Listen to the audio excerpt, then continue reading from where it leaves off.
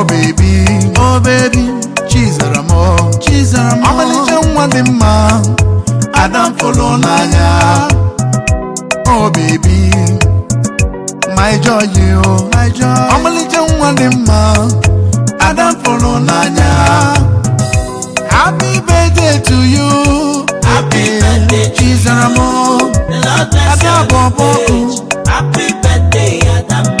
Joy, Chizarame Berani. Happy birthday, Adaboboku Nangola, Mayoma.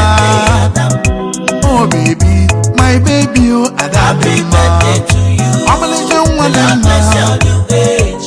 Happy birthday, Adam. 22 August is your day. Happy birthday to you. God bless your new age. Happy birthday, Joy, Mayoma. Joy, Chizarame Berani. Adam Mea,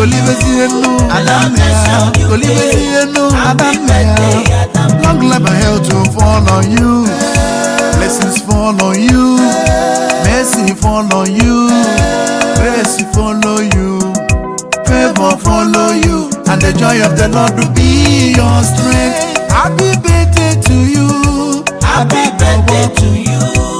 The Lord bless your new age. Happy birthday, Adam. Beautiful one, yeah. Happy birthday to you. Happy birthday to you. The Lord bless your new age. Happy birthday, Adam. Long life and health to fall on you. Blessings fall on you. Mercy fall on you. Grace follow you. Favor follow you. And the joy of the Lord will be your strength. Oh baby, my baby, oh Chizaramo, Amalicha Wadima, Adam Folonaya. Oh baby, my joy, Amalicha Wadima, Adam Folonaya.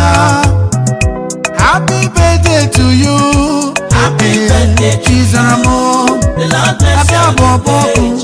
Happy birthday, Adam. Joy, Chizarame Berani. Happy birthday, Adanaya, Adaboboku Nangola, Mayoma. Long life and prosperity follow happy you. birthday to you. The Lord bless your new age. Happy birthday, Adam. 22 August is your day. 22 August is your day. May your days shine brighter like the sun. Joy, Chizarame Berani. Adam Mea, Adam Mea, musical solo star.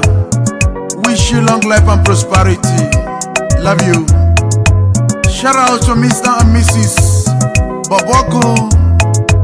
Eziwani Odogune Pempe Nangola.